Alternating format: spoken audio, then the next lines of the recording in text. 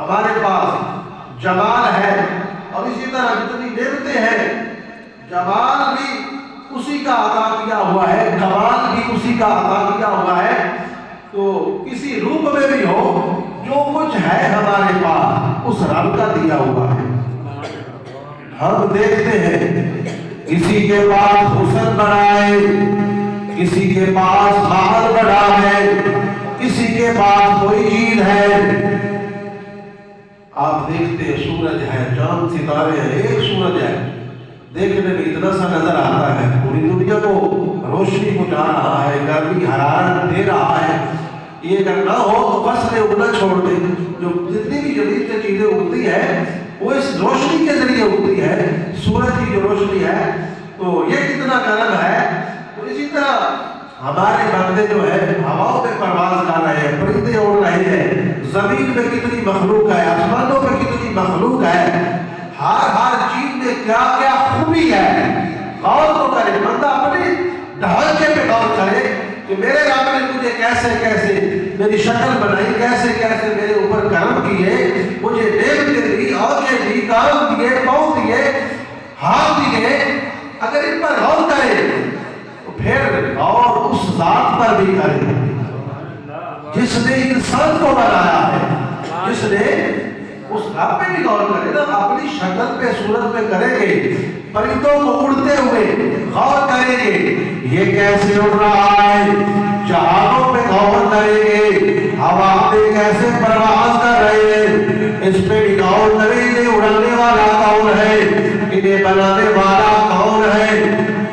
جہاز پہ بھی غور کریں گے تو پھر بات انسان پہ آئے گی، جب انسان پہ آئے گی تو پھر گل بگڑی تے خدا ہوتے ہی آگے، گل بگڑی اللہ کی ذات دیئے۔ انبیاء کو کتنی شانیں دی، حضور نبی رحمت صلی اللہ علیہ وآلہ وسلم مصطفیٰ کریم کو اللہ تعالیٰ معراج کروا رہا ہے اور تھوڑے سے وقت میں کرا رہا ہے۔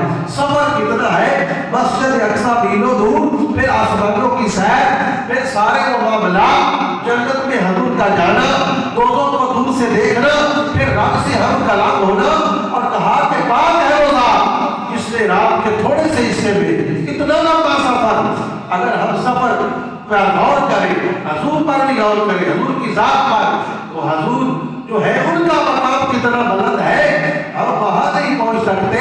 تو جس خدا نے مصطفیٰ کریم کو کتنا اعلیٰ پیدا کیا ہے، اس خدا کی شان کیا ہے، اس رب کا مقام کیا ہے، اس کی عظمت کیا ہے، جس نے اتنے شانوں والا نبی پیدا فرمایا اور پھر ہمیں اس کا امتی بھی بنایا۔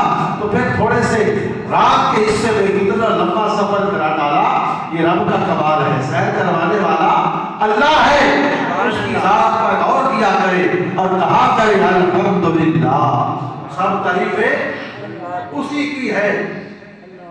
رب العالمین جو مالک ہے تمام عالمین کا، تمام عالمین کا مالک ہے۔ حمد کے بعد فوراً حمد کرنے والے کو یاد دلایا کہ جس کی تو حمد کر رہا ہے وہی اس کے لائق ہے، جس کی تو حمد کر رہا ہے وہی اس کے لائق ہے۔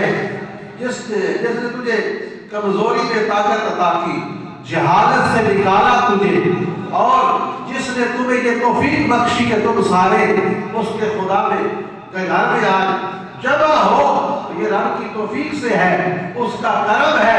تو تمام عالمین کا رب ہے، عالمین جمع ہے عالم کی، ہر چیز اپنے پیدا کرنے والے کی خبر دیتی ہے، ہر چیز اپنے پیدا کرنے والے کی خبر دیتی ہے، اطلاع دیتی ہے۔ تو رب العالمین ساری چیزوں کو پیدا کرنے والا وہ رب ہے۔ تو اسلام کا خدا کسی خواب یا نقطہ بتایا جا رہا ہے کہ اسلام کا خدا کسی خاص قوم، خاص نسل اور خاص قبیلے کا خدا نہیں ہے، یا کالے یا گورے کا الگ خدا ہے، یا ان کے ساتھ معاملہ وہ الگ کرے گا، امیروں کے ساتھ الگ کرے گا، غریبوں کے خدا ان کا بھی الگ معاملہ ہے، ایسا بھی نہیں ہے۔